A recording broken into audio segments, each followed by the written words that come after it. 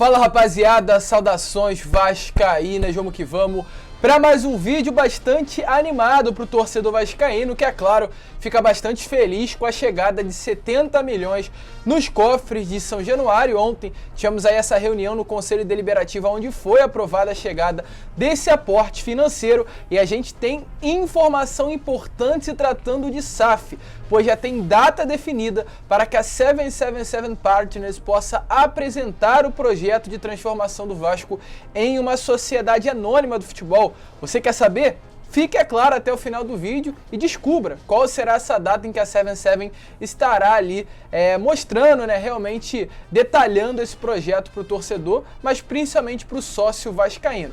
A gente vai explicar essa situação, falar também sobre a AGE, a Assembleia Geral Extraordinária, que irá acontecer para a aprovação ou reprovação da SAF dentro do clube. Falar também sobre Nenê. Ontem o atleta deu uma entrevista ao SBT Esportes Rio e falou sobre Neymar. Deixou bem claro que vai fazer um convite para que o jogador atue no Vasco da Gama assim que a SAF for constituída. Além dessas, muitas outras novidades, tem notícias sobre o volante Yuri Lara, que segue no departamento médico, informação sobre o João Diogo, reforço que está no alvo do Vasco para 2022 e muitas outras notícias importantíssimas. Então é claro, se você está chegando aqui pela primeira vez, seja muito bem-vindo ao canal do Gigante. Esse é o canal do torcedor vascaíno, então se você torce para o Vasco, não pode perder tempo e deve se inscrever aqui no nosso canal para ajudar até o nosso crescimento. Então se inscreva, ative o sininho de notificação, deixe também o seu like e, é claro, o seu comentário aqui embaixo, se você é a favor ou contra a transformação do Vasco em uma sociedade anônima do futebol, e eu faço questão de responder a cada um de vocês. Tranquilo, torcedor? Mas vamos lá, rapaziada? Falar de Vasco da Gama e antes de entrar aí no assunto Nenê, falar sobre esse dia em que será apresentado o projeto da SAF pela 77 Partners, eu quero trazer algumas informações sobre o que aconteceu ontem no Conselho Deliberativo. Tivemos aí 206 conselheiros votando, 180 a favor, 12 votaram não e 14 abstenções. Desses 12 votos negativos reprovando o aporte financeiro no valor de 70 milhões de reais, é interessante falar que todos eles são beneméritos ou grandes beneméritos do Vasco, e acredito que essa votação, mesmo sendo apenas para definir a chegada do aporte financeiro, já deixa bem claro e esclarece para o torcedor o que irá acontecer quando tivermos aí mais uma reunião no Conselho Deliberativo, porém dessa vez para aprovar ou reprovar a mudança no estatuto que irá permitir a SAF dentro do Vasco da Gama. Lembrando, e explicando para cada um de vocês, torcedores vascaínos, que a próxima votação que teremos no Conselho Deliberativo não será para aprovar ou reprovar a SAF, será para mudar o estatuto do Vasco. E essa próxima votação irá acontecer de uma maneira diferente. Ontem tivemos aí uma votação por maioria de 2/3, ou seja, para que fosse aprovado o aporte, 2/3 dos conselheiros presentes teriam que ser favoráveis ao aporte financeiro. Na próxima votação para a mudança de estatuto será a maioria simples. Se tiver 200 conselheiros, terá que ter 101 votando a favor. Não precisará ser 2/3, como foi nessa reunião de ontem na parte da noite. Então tudo isso já fica bem claro que muito provavelmente no Conselho Deliberativo irá passar sim a SAF, irá conseguir ter essa alteração no estatuto.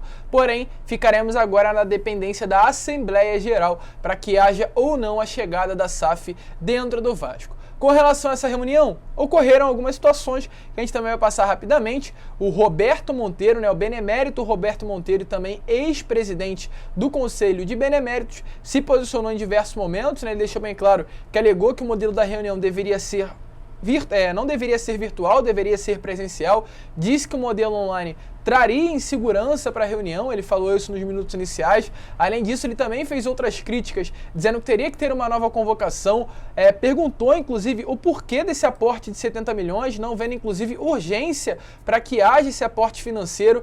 em determinado momento, até o Nelson Medrado, um conselheiro, contestou o próprio Roberto Monteiro, dizendo com as seguintes palavras, abre aspas, coloquem as suas invejas e recalques de lado e pensem no Vasco. Então o clima em determinado momento ali chegou sim a esquentar um pouco, mas depois disso tudo seguiu normalmente. O próprio Jorge Salgado falou, né, sobre a ação que o Roberto Monteiro havia colocado na secretaria do Vasco momentos antes dessa reunião. O Jorge Salgado falou o seguinte, abre aspas, o único conselheiro, portanto, não tem capacidade para impedir o regular funcionamento do Conselho Deliberativo do Clube de Regatas Vasco da Gama. Ao tentar fazê-lo, demonstra uma vez mais desconhecimento das regras internas do clube. Então, mais uma vez, havendo aí esse clima quente entre situação e oposição do Vasco da Gama. Porém, o certo é, tivemos a aprovação, chegará aí nos próximos dias, a expectativa é que hoje ainda possa chegar esse aporte financeiro no valor de 70 milhões de reais para pagar dívidas,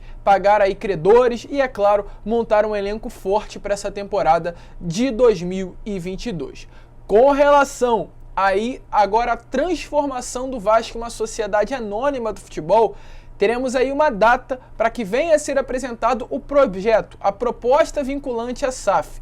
E ontem tivemos aí a informação que essa proposta deverá chegar ao clube até o dia 20 de março. Atualmente nos encontramos no dia 25, ou seja, daqui a mais ou menos 15 dias estará chegando uma proposta dentro do Vasco da Gama dessa transformação do Vasco em uma sociedade anônima do futebol. Essa oferta será levada nas mãos dos sócios para que na Assembleia Geral Extraordinária venha a ser votado em maioria simples também, a maioria ganha, para que haja ou não a constituição da SAF dentro do Vasco da Gama. Então, quem está empolgado com a SAF ontem teve aí uma pequena percepção de que muito provavelmente no Conselho Deliberativo deve sim ser aprovada essa mudança no Estatuto e a partir disso ficará na mão dos 12 mil sócios, mais ou menos o que tem atualmente dentro do Vasco, para as mudanças dentro do Vasco da Gama, se tratando da transformação em uma sociedade anônima do futebol.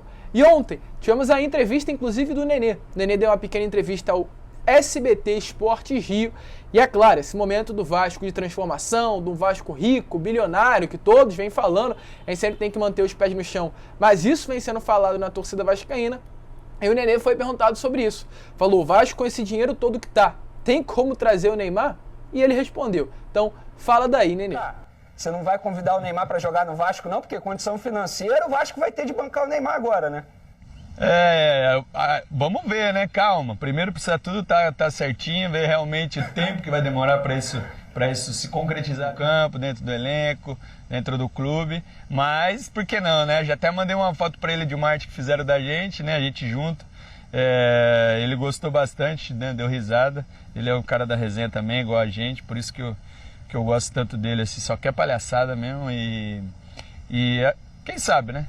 No futebol tudo pode acontecer. Logo, logo ele vai estar voltando para o Brasil, né? Saindo da Europa para o Brasil ou para os Estados Unidos, não sei ainda os planos dele, né? Mas com certeza pode rolar um convite aí sim, né, NJ? E aí, torcedor, já pensou? Neymar vestindo a camisa do Vasco, lembrando que os dois são bastante amigos. Isso, é claro, é uma brincadeira, pode ter sim um fundo de verdade, o Vasco com dinheiro para trazer um jogador como esse, quem sabe? É realmente outro nível que o Vasco poderá chegar com a constituição de uma SAF, diferente do que a gente vê hoje em dia dentro do nosso clube. O Vasco, de fato, vai voltar sim à elite do cenário do futebol brasileiro. Então o Nenê brincou com isso e a gente vai estar de olho aí no que irá acontecer, principalmente se tratando dessa alteração dentro do Clube de Regatas Vasco da Gama, separando agora do futebol do mesmo clube, da Associação Clube de Regatas. Deixe, é claro, também a sua opinião aí nos comentários, se você é a favor ou contra essa constituição do Vasco em uma sociedade anônima do futebol. E além dessa entrevista, teve muito mais outros trechos importantes também, além do Neymar. Nenê falando que quer trabalhar na SAF do Vasco, Nenê também falando sobre esse clássico contra o Fluminense, a própria coletiva de ontem do Nenê. E se você quer saber, corre lá no nosso canal de corte, gente, não perca tempo. O canal tá realmente sensacional, tô me surpreendendo. Ontem a gente já chegou aos 1.200 inscritos e hoje a gente pode chegar até os 2.000, dependendo se você curtir, se você for lá, se inscrever, der uma olhada, a gente pode crescer cada vez mais também por lá. Então corre lá no canal e se inscreva, o link aqui na descrição e fique por dentro, de fato, de tudo que acontece no dia a dia do Vasco. Vamos falar agora sobre Yuri Lara. Rapidamente também, porque é importante falar do futebol do Vasco, a gente não pode esquecer do que acontece dentro do nosso futebol. O Yuri ainda segue sem previsão de retornar aos gramados. É uma situação que preocupa, pois é um atleta que disputou apenas 2 partidas pelo Vasco, a primeira contra o Volta Redonda e um pedaço da segunda contra o Boa Vista, essa inclusive que ele saiu durante a partida e desde lá não retornou aos gramados. A informação que a gente tem é que ele já está trabalhando ali, dando algumas voltinhas em campo, mas muito devagar, nada demais. E o departamento médico do Vasco está preocupado, porque é uma lesão no tornozelo e está demorando muito para que ele possa se recuperar. Inclusive o próprio DM, o departamento do Vasco, está colocando força máxima em cima do atleta, está intensificando, está de olho no jogador, quer logo a sua pronta recuperação, mas isso não vem acontecendo. E é uma cobrança grande, porque o Yuri Lara já vem de muitas lesões no Bahia, clube onde o mesmo atuou aqui também no futebol brasileiro. É um jogador que se espera muito por parte da comissão técnica e é uma ausência importante no elenco vascaíno. Então a gente vai estar de olho, o atleta preocupa sim, dificilmente para quarta-feira contra a Ferroviária ele estará presente. Há possibilidades remotas de domingo contra o Flamengo ele já retornar, mas há preocupação. Com relação ao Vitinho, muito provavelmente quarta-feira pela Copa do Brasil, pela primeira vez, estará à disposição do técnico Zé Ricardo. Lembrando que o Vitinho se machucou na partida antes da estreia do Vasco no Carioca contra o Audax no CT Moacir Barbosa. Desde lá, não jogou pelo Vasco da Gama e nem sequer estreou pelo clube. Mas, seguindo, e agora para encerrar, só falar sobre contratação.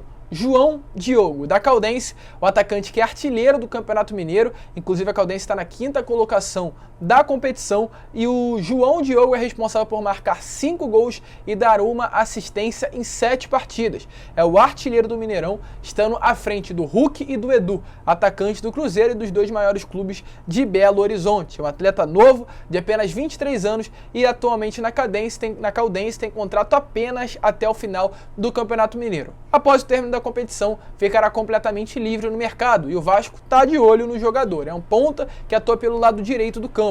Porém, a informação que a gente teve ontem é que o Guarani estaria de olho na contratação do atleta. O Guarani, inclusive, que já teve aí o oferecimento do jogador nessa última temporada, porém acabou não fechando. Agora, com o destaque que ele está tendo nesse início de ano, está de olho na sua contratação. Eu entrei em contato com o Lucas Rossafá, um jornalista, setorista, que cobre aí tanto a Ponte Preta quanto o Guarani, e eu perguntei para ele sobre a situação. Deixou bem claro que a situação não será resolvida nos próximos dias, até porque ele tem contrato com o Caldense até o final do Mineiro e vai ficar por lá até o término da competição.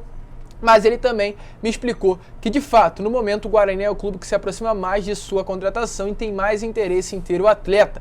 A gente vai tentar entrar em contato, vai estar sempre em contato com o Lucas Rossafá para buscar essas informações, mas por enquanto foi isso que ele disse. O Guarani é de fato favorito a ter o jogador, mas caso tenha, apenas após o término do Campeonato Mineiro, pois ele tem contrato com o clube. Então, a gente vai ficar de olho informando a cada um de vocês. Esse foi o vídeo, torcedor. Se curtiu, se inscreva, deixe o seu like, compartilhe, é claro, esse vídeo para que todos os seus amigos possam ter acesso aqui ao nosso conteúdo e para que a nossa família possa crescer cada vez mais. Um grande abraço a todos, vamos que vamos, fiquem com Deus. E é claro, como eu sempre falo aqui no canal, saudações vascaínas.